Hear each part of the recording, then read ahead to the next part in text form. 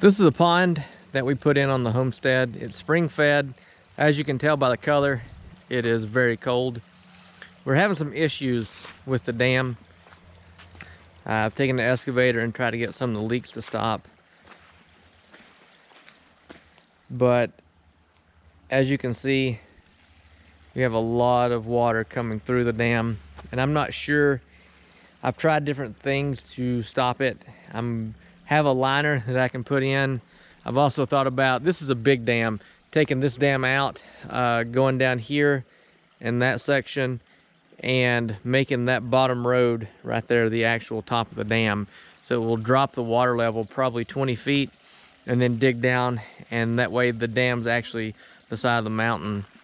This was tracked in with a dozer, but apparently there was some rock in it. It has decent clay content, actually has pretty good clay content, but for some reason it's getting through there. This pond is between 16 and 20 feet wide and about 50 feet long.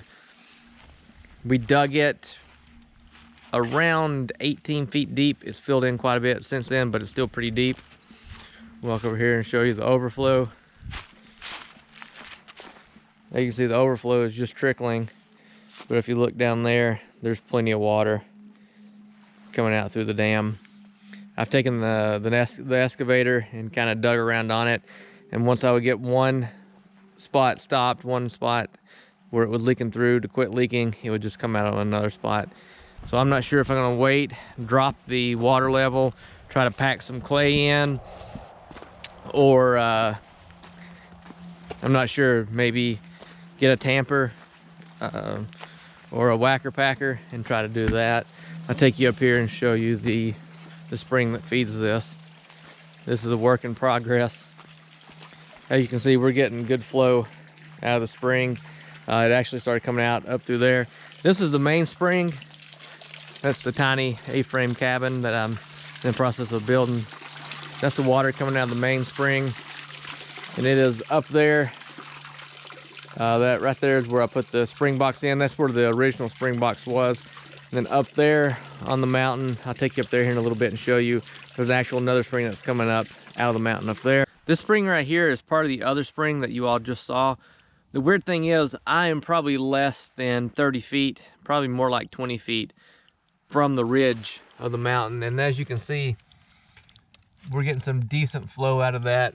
Probably a little over a gallon a minute. I've seen this spring right here, and it comes out right here, at sometimes flow, my guess, 5 gallons a minute. Now, during the summer, this quit running, so I come down below it. I dug all over the side of the mountain, because right there's a big sycamore tree, and when you have sycamore trees, you know you have water deep somewhere. So I dug all the way around. I came down here. I dug about 6 feet around through here, and water started coming up at a pretty good rate. Since then it's filled in, so my plans is to pipe this part of the spring in down here. I'm going to dig down as deep as I can right through here and put another spring box in, and probably put a hand pump on it with an overflow that flows out into the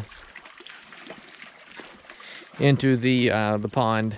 I'll walk out here. I got a lot of grub work and excavation work around the pond that I need to do. I'll take you out here on the rock and show you.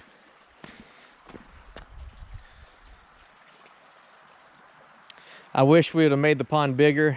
I was wanting the pond bigger, and I explained to him how I wanted it, and it didn't turn out the way I wanted to. And I actually come in later on with a small backhoe that I had and dug it out, because the sides of the pond were straight down. I didn't like that in case somebody were to fall in. If you had any suggestions on, getting the dam to stop, I know some people say put cattle or pigs on the dam, and when they walk through all that, it will kind of compact it in. Really don't want to do that. I don't want to spend $300 on a cow and have it break its leg on the dam. I have a liner that I was planning on putting in last year, didn't get to it. I'm really wanting to not have to put a liner in it, because that involves pumping it all the way down, anchoring the liner in, and filling it all the way back up. Bentonite clay is another thing that a lot of people have talked about getting. I can get plenty of clay The whole hillside here is clay, so I may try to just keep putting clay on it and compacting it in. But if you have any other suggestions out there in YouTube land, let me know. As always, thanks for watching.